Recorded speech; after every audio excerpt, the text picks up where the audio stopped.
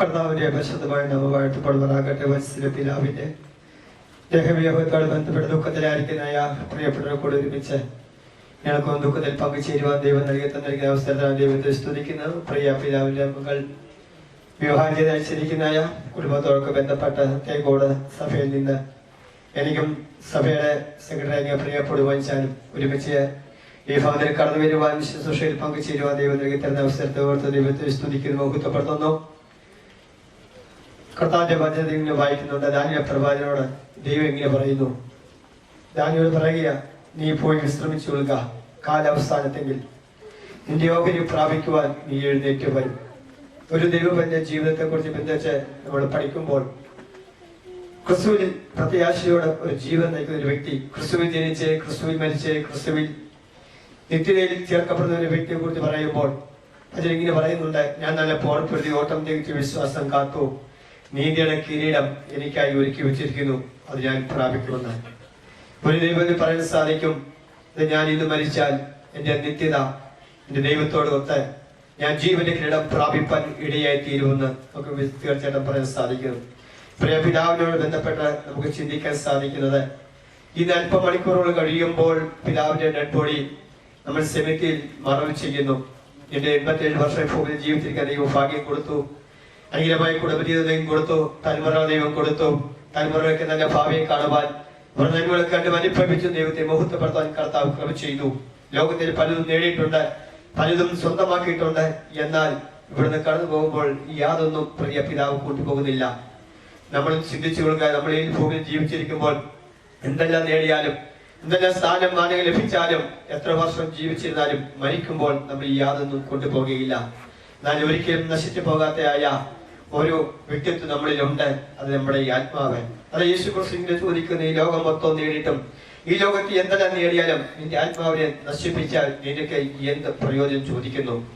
ഈ ലോകത്ത് എന്തെല്ലാം നേടിയിട്ടും നമ്മൾ അവസാനം നിത്യ നരകത്തിന് അവകാശിയെ തീർന്നാൽ നമ്മൾ ലോകത്ത് എത്ര വർഷം ജീവിച്ചിരുന്നിട്ട് നമ്മൾ എന്താണ് പ്രയോജനം?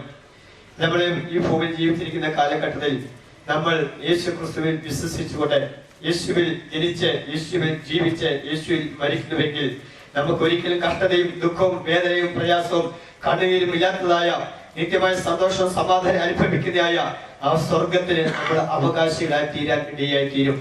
പ്രിയ പിതാവിനോട് ബന്ധപ്പെട്ട പ്രിയപ്പെടുമ്പോൾ പറയാൻ സാധിക്കും, ഞങ്ങളുടെ പിതാവ് ലോകത്തിൽ നിന്ന് മാറ്റപ്പെട്ടു എങ്കിലും അത് നിത്യമായ ഒരു ഭവനത്തിൽ, സന്തോഷവും സമാധാനമുള്ള ഭവനത്തിൽ ഞങ്ങളുടെ പിതാവ് കടന്നു ചെല്ലാൻ റെഡിയായി തീർന്നു. ഞങ്ങൾക്ക് വീണ്ടും ആ പിതാവിനെ കാണാൻ ഒരു പ്രത്യാശയോടെ പ്രിയപ്പെട്ടവരായിരിക്കുന്നുവല്ലോ. അത് ദുഃഖത്തിലായിരിക്കുന്ന പ്രിയപ്പെട്ടവരെ കർത്താവ് വീണ്ടും ആശ്വസിപ്പിക്കുകയും സമാധാനിപ്പിക്കുകയും ചെയ്യട്ടെ. തേക്കോട് ശാലം സഭയിലെ പേരിലും എന്റെ കുടുംബത്തിലെയും എന്റെ കൂടെ കടന്നു പ്രിയ സെക്രട്ടറി പുളിമഞ്ചാന്റെ കുടുംബത്തെയും പേരിലുള്ള എല്ലാ അനുശോചനങ്ങളെ അറിയിച്ചുകൊണ്ട് വാക്കുകളെ ചുരുക്കുന്നു. കർത്താവ് നമ്മളെ സഹായിക്കട്ടെ. വളരെ അനുഗ്രഹീതമായ ആശ്വാസവചനങ്ങൾ കർത്തൃദാസന്മാരിലൂടെ കേൾക്കപ്പെടുവാൻ ദൈവം നമ്മെ സഹായിക്കുന്നുവല്ലോ. അതിവാത്സല്യ ഭവനത്തിന് ആശ്വാസവും അനുഗ്രഹവുമായിരിക്കുന്നുവല്ലോ. ഈ വാത്സല്യ പിതാവിൻ്റെ ഇളയ മകൻ അവർ കുടുംബമായി കൂട്ടായ്മ ആചരിക്കുന്ന ദൈവസഭയോടുള്ള ബന്ധത്തിൽ അനുഗ്രഹീതമായ ശുശ്രൂഷ നിർവഹിക്കുന്ന ആദരണീയ ദൈവഭൃത്യൻ ജോൺസൺ അവർ കർത്താവിൽ ബഹുമാന്യ ദേവദാസൻ ചില മിനിറ്റുകൾ നമ്മോട് സംസാരിക്കും.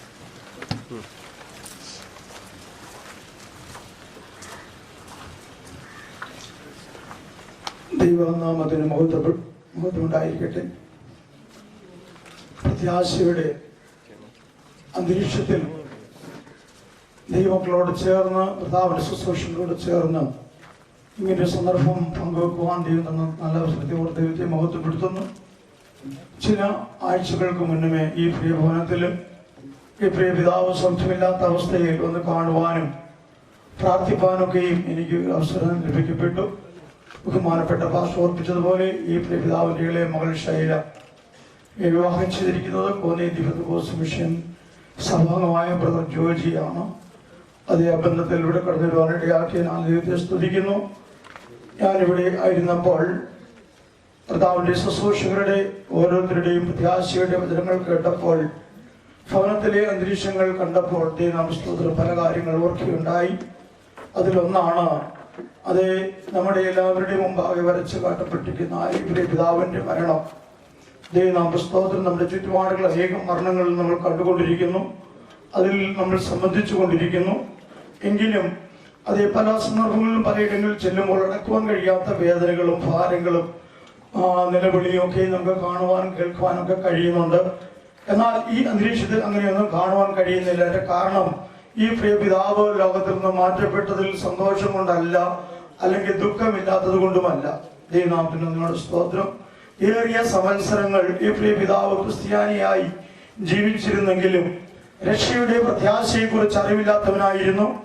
എന്നാൽ പ്രിയ പിതാവിന്റെ മൂത്ത മകൻ പാസ്റ്റർ മുഖാന്തരമായി അത് ഈ കുടുംബങ്ങളൊക്കെയും കർത്താവിന്റെ ഭാഗത്തേക്ക് അല്ലെങ്കിൽ ദൈവവചന അടിസ്ഥാനത്തിലേക്ക് കടന്നു വരുവാനിടയായി. ആയതിനാൽ പ്രിയ പിതാവിന് പാരമ്പര്യ ബന്ധങ്ങളിൽ നിന്ന് വേർതിരിഞ്ഞ് സത്യത്തിലും ആത്മാവിലും ദൈവത്തെ ആരാധിക്കാൻ കൃപ ലഭിച്ചു. മാത്രമല്ല, അതിനോടൊപ്പം ദൈവത്തിന്റെ പ്രമാണങ്ങളെ അനുഷ്ഠിപ്പാനും അതിനെ അനുസരിപ്പാനും ദൈവം ഭാഗ്യം കൊടുത്തപ്പോൾ രക്ഷയുടെ അനുഭവത്തിലേക്ക് കടന്നു വരുവാനിടയായി. ദൈവനാമത്തിന് മഹത്വം ഉണ്ടായിരിക്കട്ടെ. ആ പ്രത്യാശ, ആ രക്ഷയുടെ അനുഭവത്തിൽ ദൈവത്തിന്റെ പ്രമാണങ്ങളെ അനുകൂലിച്ചുകൊണ്ട് അനുസരിച്ചുകൊണ്ട് ജീവിപ്പാൻ ദൈവം തന്റെ ജീവിതത്തിൽ അവസരങ്ങൾ നൽകിയതുകൊണ്ട് തന്റെ ജീവിതത്തിൽ ദൈവത്തിന്റെ വചനപ്രകാരം ഒരു പ്രത്യാശ ഉളവാകുവാനിടയായി. ആ പ്രത്യാശയിൽ തനിക്ക് താൻ പ്രിയം വെച്ചായ തന്റെ നിത്യ അവകാശത്തിലേക്ക് ഒരുക്കപ്പെടുവാനും തനിക്ക് ഇടയായി. ആ ഒരുക്കത്തിൽ തന്റെ അവകാശത്തിൽ ചെന്ന് ചേർന്നു എന്നുള്ള പൂർണ്ണ വിശ്വാസം ഉള്ളത് കൊണ്ടാണ് കുടുംബാംഗങ്ങളായിരിക്കുന്ന പ്രിയപ്പെട്ടവരും നാം ഏവരും പ്രത്യാശയോടുകൂടെ ഈ സംസ്കാര ശുശ്രൂഷയിൽ പങ്കെടുക്കുന്നത്. ദൈവനാമത്തിനുള്ള സ്തോത്രം. എനിക്ക് തന്ന സമയത്തിനുള്ളിൽ എന്റെ വാക്കുകളെ ചുരുക്കട്ടെ. ദൈവനാമത്തിന് സ്തോത്രം. എങ്കിലും ഞാൻ നമ്മുടെ എല്ലാവരുടെയും ഓർമ്മയ്ക്ക് വേണ്ടി ഒരു കാര്യം ഓർപ്പിക്കുകയാണ്. അത് ഞാനും എൻ്റെ പിതാവിൻ്റെ പശ്ചാത്തലം എന്ന് പറയുന്നത് യാക്കോബ അടിസ്ഥാനത്തിൽ ജനിച്ചു വളർത്തപ്പെട്ട ഒരു അടിസ്ഥാനമായിരുന്നു. ഞങ്ങളുടെ ഭവനത്തിൽ തന്നെ പള്ളി ഉണ്ടായിരുന്നു, മാതാവിന്റെ ഭവനത്തിലും പള്ളി ഉണ്ടായിരുന്നു, അതിനുള്ള പുരോഹിതന്മാരും ഉണ്ടായിരുന്നു. അങ്ങനെയുള്ള ബന്ധത്തിലാണ് ഞങ്ങൾ ജനിച്ച് വളർത്തപ്പെട്ട് മുന്നോട്ട് വന്നത്. ദൈവനാമത്തിന് സ്തോത്രം. എന്നാൽ ആ സ്ഥാനത്ത് ദൈവത്തെ മഹത്വപ്പെടുത്തിക്കൊണ്ട് ആരാധിച്ചുകൊണ്ടിരിക്കുന്ന സന്ദർഭത്തിൽ ദൈവം രക്ഷയുടെ പ്രത്യാശയെ കുറിച്ച് ദൈവത്തിന്റെ വചനത്തിൽ കൂടെ വെളിപ്പെടുത്തി തന്നപ്പോൾ ജഡരക്തങ്ങളോട് ആലോചന ചോദിക്കാതെ അതേ സത്യത്തിലും ആത്മാവിലും ആരാധിക്കേണ്ടതിന് ദൈവത്തിന്റെ വചനപ്രകാരം മുന്നോട്ടിറങ്ങുവാനിടയായി. എന്നാൽ ആ കാലങ്ങളിൽ ഞങ്ങൾ ചിന്തിച്ചിരുന്നത് ഇങ്ങനെയാണ്. അതേ ഞങ്ങൾ അറിഞ്ഞിരിക്കുന്ന സത്യത്തിന് തവണ്ണം അല്ലെങ്കിൽ ഭക്തിയോടെ ദൈവത്തെ ആരാധിച്ച് പാരമ്പര്യമായി മുന്നോട്ട് കടന്നു പോകുന്നുവെന്ന് ഞങ്ങൾ ചിന്തിച്ചു. ഞങ്ങൾ സ്വർഗരാജ്യത്തിൽ ചേരുമെന്ന് അഭിമാനിച്ചിരുന്നു. ദൈവനാമത്തിന് സ്തോത്രം. എന്നാൽ അങ്ങനെയല്ല പ്രിയമുള്ളവരെ. വാസ്തവമായി ദൈവം ഞങ്ങളെ സ്നേഹിച്ചത് കൊണ്ട്, ആ സ്നേഹത്തിന്റെ വെളിച്ചത്തിൽ ദൈവം സന്ദർശിച്ചത് കൊണ്ട്, ആ സന്ദർശനത്തെ അനുസരിച്ചത് കൊണ്ട്, അതേ ദൈവത്തിന്റെ പ്രമാണങ്ങളിലേക്ക് ഇറങ്ങി തിരിച്ചപ്പോഴാണ് അതെ ഞങ്ങൾ ഭാഗ്യ പദവിയിലേക്ക് എത്തിച്ചേർന്നിരിക്കുന്നു, അല്ലെങ്കിൽ രക്ഷിക്കപ്പെടുവാൻ ഭാഗ്യം ലഭിച്ചു എന്ന് മനസ്സിലാക്കുവാൻ സാധിച്ചത്. എന്നാൽ ആ മുൻകാലങ്ങളിൽ ശൂന്യമായി ഞങ്ങൾ ചിന്തിച്ചിരുന്നു. അതേ പാരമ്പര്യങ്ങളിൽ കൂടെ ദൈവരാജ്യത്തിൽ ചേരാൻ പറ്റുമെന്ന് ചിന്തിച്ചിരുന്നു. പ്രിയരെ, ഞങ്ങളുടെ ശബ്ദം കേൾക്കുന്ന ഓരോ പ്രിയപ്പെട്ടവരും പറയുന്നു, പാരമ്പര്യം നമ്മെ ദൈവരാജ്യത്തിൽ കൊണ്ടെത്തിക്കുകയില്ല. അങ്ങനെ എത്തിക്കുമായിരുന്നെങ്കിൽ യേശു ഇങ്ങനെ പറയില്ലായിരുന്നു, അത് നിമോസിനോട് പറയത്തില്ലായിരുന്നു, നീ വെള്ളത്താലും ആത്മാവിനും ജനിച്ചില്ലെങ്കിൽ സ്വർഗരാജ്യത്തിൽ കിടപ്പാൻ ആർക്കും കഴിയില്ല എന്ന് യേശു നിമോസിനോട് യഹൂദ മത ഗുരുവിനോട് പറയില്ലായിരുന്നു. ദൈവനാമത്തിന് സ്തോത്രം. ആകയാൽ പാരമ്പര്യം നമ്മളെ കൊണ്ടെത്തിക്കുകയില്ല. പാരമ്പര്യം നമ്മളെ കൊണ്ടെത്തിക്കുമെങ്കിൽ ഒരു ഉറപ്പുണ്ടെങ്കിൽ നമുക്ക് കാൽവറിയിലേക്ക് ഒരു നിമിഷം ഒന്ന് നോക്കാം. കാൽവറിയിൽ യേശു രണ്ട് കള്ളന്മാരുടെ ഇടയിൽ കുരിശിക്കപ്പെട്ട് കിടക്കുമ്പോൾ, അതേ അന്ത്യസമയത്തോട് എടുത്തു വരുമ്പോൾ കുരിശിലെ വലത് കള്ളനെന്ന് പറയപ്പെടുന്ന ഒരു കള്ളൻ, ദൈവനാമത്തിന് സ്തോത്രം, അതേ കർത്താവിനെ അതിന്റെ മുഖത്തേക്ക് നോക്കി നീ രാജ്യത്തും പ്രാപിച്ചു വരുമ്പോൾ എന്നെയും കൂടെ ഓർക്കണമേ എന്ന് പറയുകയുണ്ടായി. എന്നാൽ ഇടത്തെ കള്ളനത് അംഗീകരിക്കുകയോ സമ്മതിക്കുകയോ ചെയ്തില്ല എന്ന് കാണുന്നു. ദൈവനാമത്തിന് മഹത്വം ഉണ്ടായിരിക്കട്ടെ. അത് എന്നാൽ യേശു അതിന് ഉത്തരം പറഞ്ഞു, എന്നും നീ എന്നോട് കൂടെ പരദീസയിൽ ഇരിക്കുമെന്നും അതെ ദൈവനെ ആ അവസ്ഥയിലേക്ക് കൊണ്ടുപോവുകയും ചെയ്തു. ദൈവനാമത്തിന് സ്തോത്രം. എന്നാൽ ആ രക്ഷ ഇടത്തെ കള്ളന് പ്രാപിപ്പാൻ കഴിഞ്ഞില്ല. ഞാനൊരു ചോദ്യം നിങ്ങളുടെ മുമ്പാകെ ചോദിക്കട്ടെ. നമ്മളെല്ലാവരും അതേ പാരമ്പര്യമായ ക്രിസ്തീയ മാർഗത്തിൽ ജീവിക്കുന്നത് കൊണ്ടും ദൈവത്തോട് നമ്മൾ യേശുവിനോട് നമ്മൾ പ്രാർത്ഥിക്കുന്നത് കൊണ്ടും യഥാർത്ഥമായ നിത്യരക്ഷ പ്രാപിക്കുകയോ നിത്യരാജ്യത്തിൽ ചെന്ന് ചേരുകയില്ല. അങ്ങനെ ചേരുമായിരുന്നെങ്കിൽ ആ ഇടത്തെ കള്ളനും ചേരണമായിരുന്നു, യേശുവിനോട് കൂടെ പരദീസയിലേക്ക് പോകണമായിരുന്നു. ആയതുകൊണ്ട് നമ്മൾ ക്രിസ്തീയ മാർഗങ്ങൾ ജനിച്ചതുകൊണ്ടോ ആ ചുറ്റുപാടുകളിൽ ജനിച്ചു വളർത്തപ്പെട്ടത് കൊണ്ടോ അല്ലെങ്കിൽ അത് കണ്ടും കേട്ടും പ്രാർത്ഥിച്ചത് കൊണ്ടോ ഒന്നും നമ്മൾ ദൈവരാജ്യത്തിൽ പ്രവേശിക്കുകയില്ല. അതെ, അങ്ങനെ ഒരു അറിവ് ഈ പ്രിയ പിതാവിന് തന്റെ ജീവിതത്തിൽ ലഭിച്ചപ്പോഴാണ് പാരമ്പര്യ സത്യങ്ങളെ വിട്ടിട്ട് അതെ ദൈവിക മാർഗങ്ങളിലേക്ക് കടന്നു വരുവാൻ തക്കോണം, ദൈവത്തിന്റെ കൽപ്പനയുടെ വഴിയിലേക്ക് കടന്നു വരുവാൻ തക്കോണം, ദൈവത്തിന്റെ ആലോചനയെ അനുസരിപ്പാൻ തക്കോണം, സത്യത്തിലും ആത്മാവിലും ദൈവത്തെ ആരാധിപ്പാൻ തക്കോണം, അത് ലജ്ജ കൂടാതെ മൊഴികൾ സ്നാനം സ്വീകരിപ്പാൻ തക്കോണം എല്ലാം ദൈവം എനിക്ക് ഭാഗ്യം കൊടുത്തത്. അതിന്റെ ഫലമായി തന്റെ മക്കളെയും കുടുംബാംഗങ്ങളെയൊക്കെയും ഈ രക്ഷയിലേക്ക് ദൈവം കൊണ്ടുവരികയും വളർത്തുകയും ഇത്രത്തോളം നിലനിർത്തുകയും ചെയ്തവർക്ക് ദൈവത്തെ സ്തുതിക്കുന്നു. ആകയാൽ എന്റെ ശബ്ദം ചുരുക്കുന്നു. എന്റെ മുമ്പാകെ ഈ ശബ്ദം ശ്രമിച്ചുകൊണ്ടിരിക്കുന്ന പ്രിയപ്പെട്ടവര്, ഞങ്ങളുടെ അസ്ഥിക്ക് അസ്ഥിയും മാംസത്തിന് മാംസമായിരിക്കുന്ന ഞങ്ങളുടെ സഹോദരവർഗങ്ങളോട് പറയാനുള്ള നാളുകൾ ഒരു കാര്യം, ക്രിസ്തുവിന്റെ നാൾ ഏറ്റവും അടുത്തിരിക്കുന്നു. കർത്താവ് പറഞ്ഞതുപോലെ കർത്താവിന്റെ വരവിന്റെ ലക്ഷണങ്ങൾ ഭൂമിയിൽ കണ്ടുകൊണ്ടിരിക്കുന്നു. ആകയാൽ ഇനിയും നമുക്ക് അധികം ഓടുവാൻ സമയമില്ല, ഒരുങ്ങുവാനുള്ള സമയം മാത്രമേ ഉള്ളൂ. ആകയാൽ ക്ഷണത്തിൽ നാം ഒരുങ്ങിക്കൊണ്ട് എങ്ങനെ നാം ഒരുങ്ങണം? ദൈവത്തിന്റെ പ്രമാണങ്ങൾ അനുഷ്ഠിച്ചുകൊണ്ട് ഒരുങ്ങണം, ദൈവത്തിന്റെ കൽപ്പനകൾ അനുസരിച്ചുകൊണ്ട് ഒരുങ്ങണം, ദൈവത്തിന്റെ പ്രത്യാശയിൽ നമ്മൾ ജീവിച്ചുകൊണ്ട് ഒരുങ്ങണം. ഇങ്ങനെ നാം നമ്മുടെ ജീവിതത്തെ ഒരുക്കുന്നെങ്കിൽ തീർച്ചയായും നമുക്ക് പ്രിയം വെക്കുന്ന അവകാശത്തിൽ കർത്താവിനോട് കൂടെ ചെന്ന് ചേരുവാൻ കഴിയും. കർത്താവ് അതേ മധ്യാകാശത്തിൽ അതേ വെളിപ്പെടുമ്പോൾ അവനോടുകൂടെ രൂപാന്തര ശരീരങ്ങളായി മാറുവാൻ നമുക്ക് കഴിയും. ഇല്ല എങ്കിൽ സംഭവിക്കുന്നത് എന്താണെന്ന് അറിയാമോ? ഇപ്പോൾ നിങ്ങൾക്കെല്ലാം വ്യക്തമായി അറിയാവുന്നതുപോലെ അതേ 666 എന്ന് പറയുന്ന ഒരു നമ്പർ ഉണ്ട് ദൈവനാമസ്തോത്രം. അത് നെറ്റിമേലും കൈമേലും ഗവൺമെന്റ് പതിപ്പിച്ചുകൊണ്ടിരിക്കുന്ന ചിപ്പ് മുഖാന്തരമായി അതൊക്കെ ദൈവദിനത്തിന്റെ നിവൃത്തീകരണമാണ്. അതൊക്കെ കാണുമ്പോൾ നമ്മുടെ തലകളെ ഉയർത്തിക്കൊണ്ട് നമ്മുടെ പാരമ്പര്യ ബന്ധനങ്ങളെ വിട്ടിട്ട് നമ്മൾ ആത്മാവിന്റെ ശ്രദ്ധയിലും ആരാധിപ്പാൻ ദൈവത്തിന്റെ കൽപ്പനകളും പ്രമാണങ്ങളും അനുഷ്ഠിച്ചുകൊണ്ട് മുന്നോട്ടിറങ്ങി തിരികുന്നെങ്കിൽ കർത്താവ് നമ്മെ സഹായിക്കും. പരിശുദ്ധാത്മാവ് നമ്മെ അതിനായി ഒരുക്കും. അതേ നമുക്ക് പ്രത്യാശയോട് ജീവിച്ച് കർത്താവിന്റെ കാഹള ശബ്ദം കേൾക്കുമ്പോൾ മാറ്റവും പ്രാപിച്ച കർത്താവിന്റെ സന്നിധിയിൽ ചേരുവാൻ ഇടയായിത്തീരും. എന്റെ ശബ്ദം ശ്രമിച്ച എല്ലാ പ്രിയപ്പെട്ടവരോടും എന്റെ ഈ വാക്കുകൾ അതിനായി നിങ്ങളെ ക്ഷണിച്ചുകൊണ്ട് എന്റെ വാക്കുകളെ ചുരുക്കുന്നു. ദുഃഖിതരായിരിക്കുന്ന പ്രിയപ്പെട്ടവർക്കെല്ലാം ദൈവിക സമാധാനം ദൈവം നൽകട്ടെ. നമുക്കെല്ലാം ഒരുങ്ങാം, കർത്താവിന്റെ വരവിൽ കാണപ്പെടാം. അതുപോലെ ഈ നല്ല അവസരം തന്ന പ്രിയപ്പെട്ടവരോടും പ്രധാനദാസന്മാരോട് നന്ദി പ്രകാശിപ്പിച്ചുകൊണ്ട് എന്റെ വാക്കുകളെ ചുരുക്കുന്നു. ഞാൻ പ്രദാനം ചെയ്യുന്ന കൊതിരുന്ന സഭയുടെ പേരിലുള്ള ദുഃഖവും അനുശോചനവും ഈ ഘട്ടത്തിൽ അറിയിക്കുന്നു. ഉപരിയായ പ്രത്യാശയും അറിയിച്ചുകൊണ്ട് എന്റെ വാക്കുകളെ ചുരുക്കുന്നു.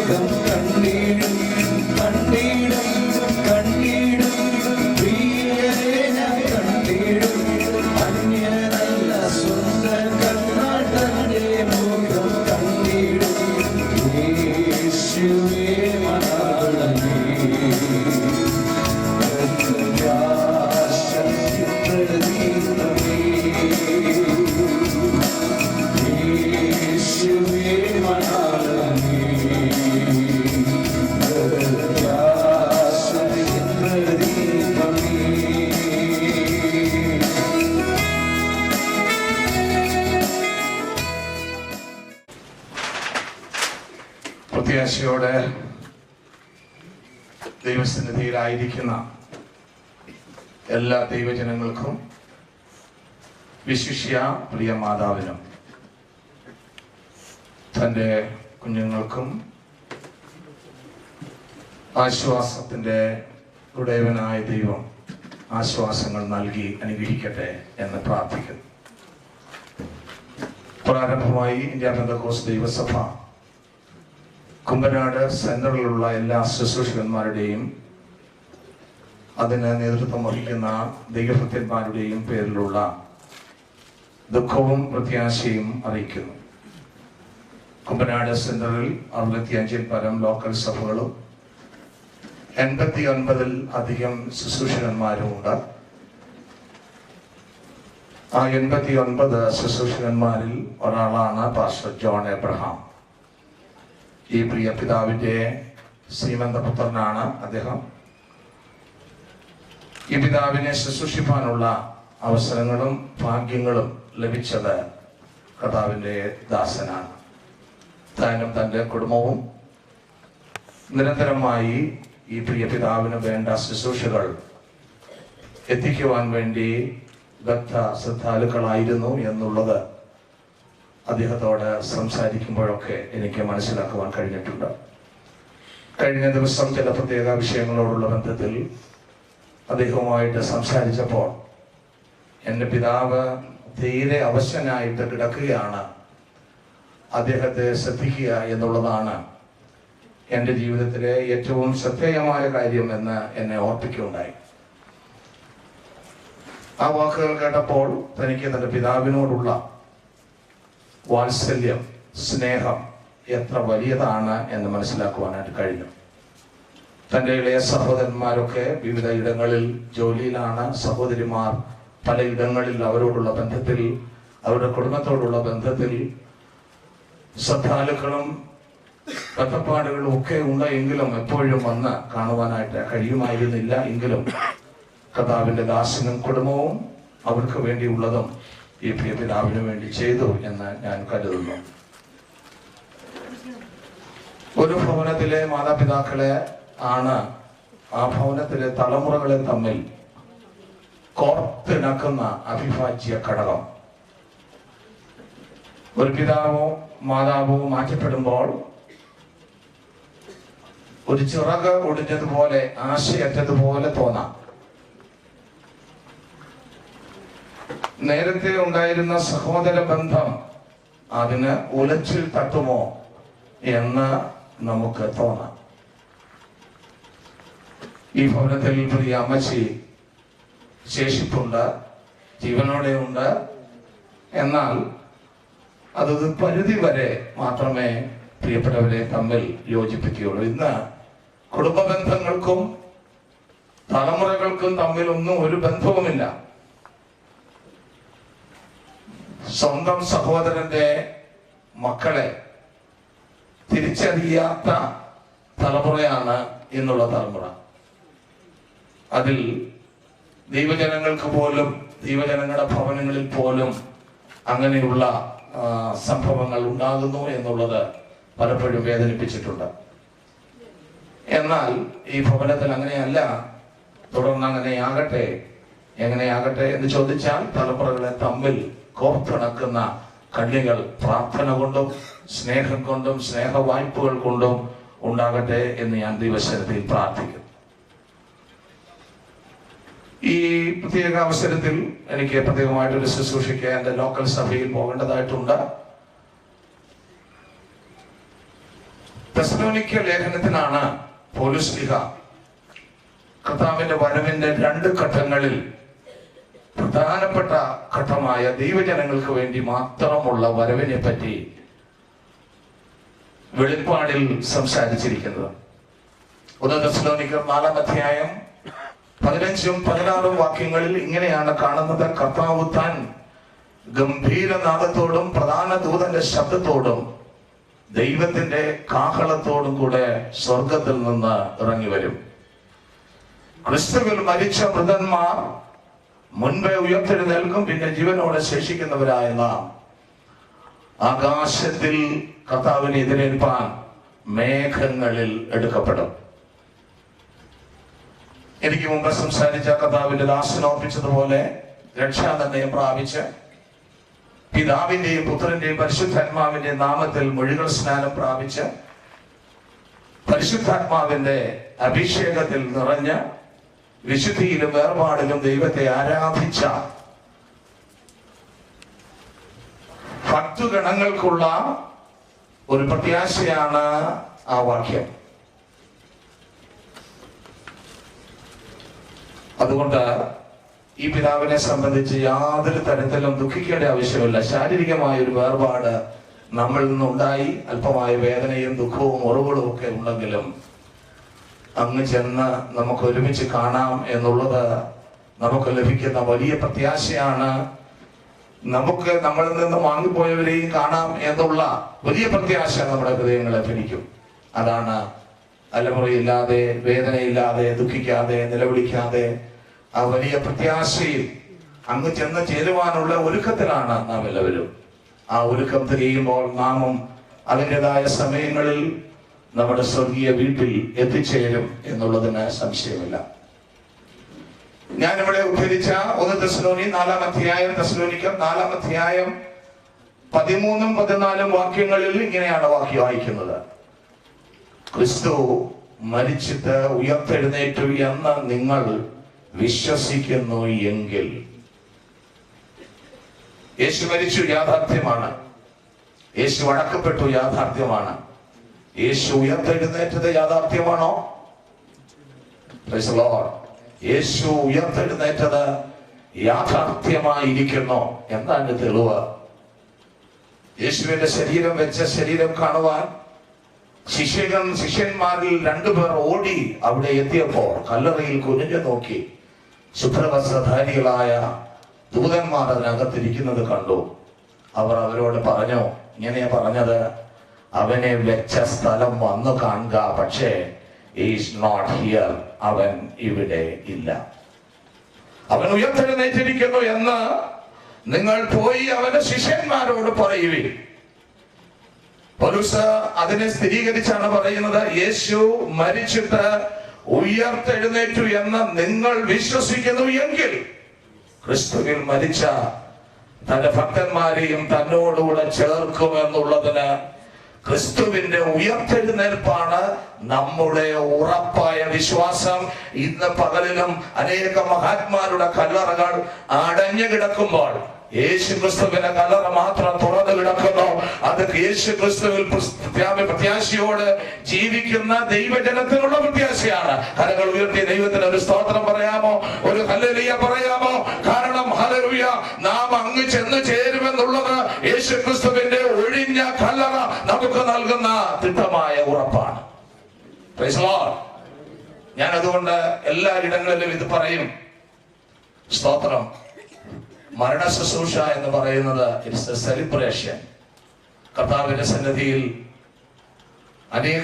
അനേക കോടി ദൂതന്മാരോട് ഒരുമിച്ച് പിതാവ് ആ ഇമ്പങ്ങളുടെ പ്രതീക്ഷയിൽ രോഗമില്ലാത്ത ഇടത്ത് ഇനി ഒരു ശുശ്രൂഷയും ജോൺ എബ്രഹാം പാസ്റ്ററിനും വേണ്ട, ഇനി അദ്ദേഹത്തിന് വെള്ളം വേണ്ട, ഇഷ്ടമുള്ള ആഹാരം വേണ്ട, മരുന്ന് വേണ്ട, യാതൊരു ട്രീറ്റ്മെന്റും വേണ്ട. ആമേൻ, സ്തോത്രം.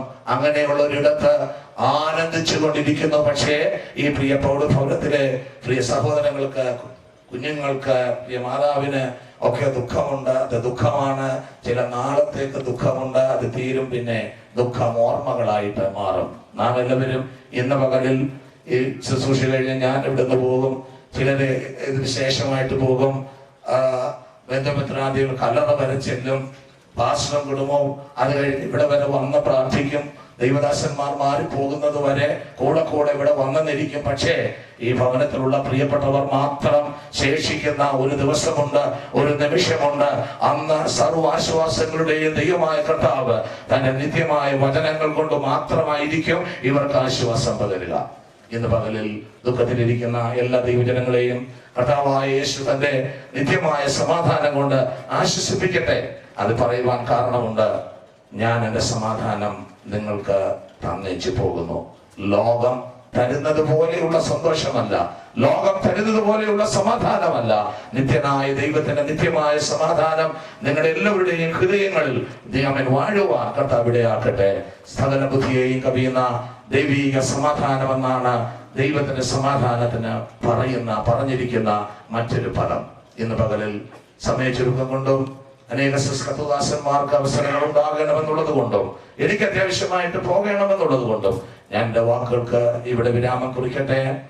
ഈ സെന്ററിന് നേതൃത്വം നൽകുന്ന കർത്താവിൽ അഭിഷിക്തരായ എല്ലാ പ്രിയ കർത്തദാസന്മാരുടെയും പാസ്റ്റർ ടി ജെ എബ്രഹാം, ശിവനെടുവേലി, അതുപോലെ തന്നെ നീണ്ട വർഷങ്ങൾ ഈ സെന്ററിന് ശക്തമായ നേതൃത്വം നൽകിക്കൊണ്ടിരിക്കുന്ന കർത്താവിൽ ബഹുമാന്യനായ ശരീരത്തിൽ ക്ഷീണിതരെങ്കിലും ഭവനത്തിൽ വിശ്രമിക്കുന്ന പാസ്റ്റർ ടി എസ് എബ്രഹാം, അദ്ദേഹത്തിന്റെ കുടുംബം, ഇപ്പോൾ സെന്ററിന് അനുഗ്രഹമായ നേതൃത്വം നൽകുന്ന pastor doctor T Valsan Abraham, അദ്ദേഹം തന്റെ പ്രത്യേകമായ അനുശോചനം, പ്രത്യാശവാക്കുകൾ ഇവിടെ അറിയിക്കണമെന്ന് പറഞ്ഞിട്ടുണ്ട്.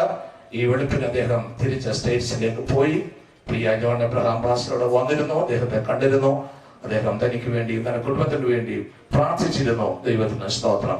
അദ്ദേഹത്തിന്റെയും അദ്ദേഹത്തിന്റെ കുടുംബത്തിന്റെയും പേരിലുള്ള എല്ലാവിധമായ പ്രത്യാശയും അനുശോചനവും അറിയിച്ചുകൊണ്ട് ഡിസ്ട്രിക്റ്റിന്റെ കൗൺസിലിന്റെ പ്രസിഡന്റിലൂടെ എല്ലാ ലോക്കൽ സഭകളുടെയും പത്രികാ സംഘടനകളുടെയും പ്രത്യാശയും സ്നേഹവും പ്രാർത്ഥനയും അറിയിച്ചുകൊണ്ട് ഞാൻ എൻ്റെ വാക്കുകളെ ചുരുക്കുന്നു. സമയം അനുവദിച്ച കർത്തദാസനോട് പ്രത്യേകിച്ച് നന്ദി പറയുന്നു. ദൈവം കോഴഞ്ചേരി സഭയെയും കോഴഞ്ചേരി സഭയ്ക്ക് നേരിട്ട ഈ വിടവിനെയും ദൈവം നികത്തട്ടെ. പാസ്റ്റർ ജെയിംസ് വർഗീസ്, തന്റെ കുടുംബം ഈ പ്രദേശത്ത് അനുഗ്രഹമായ ശുശ്രൂഷകൾ നിർവഹിക്കുന്നു. കർത്താവിന്റെ ദാസനെയും കുടുംബത്തെയും ഇവിടെയുള്ള എല്ലാ ദൈവജനങ്ങളെയും ദൈവമായ കർത്താവ് ആശ്വസിപ്പിക്കട്ടെ എന്ന് പ്രാർത്ഥിച്ചുകൊണ്ട് വാക്കുകളെ ചുരുക്കുന്നു. ദൈവം നമ്മെ ആശ്വസിപ്പിക്കട്ടെ. അനുഗ്രഹീതമായ ആശ്വാസവചനങ്ങൾ ദൈവഭൃത്യന്മാരിലൂടെ നൽകപ്പെടുന്നതോർത്ത് ദൈവത്തിന് സ്തോത്രം ചെയ്യുന്നു. ബദ്ധപ്പാടുകൾ, പല ശുശ്രൂഷാ തിരക്കുകൾ നിമിത്തം ദൈവദാസന്മാരിൽ പലർക്കും തിടുക്കത്തോടെ കടന്നു പോകേണ്ടതായിരിക്കുന്നു. എങ്കിലും അവരുടെ സാന്നിധ്യവും വാക്കുകളും നമുക്ക് അനുഗ്രഹവും ആശ്വാസവുമായിരിക്കുന്നു.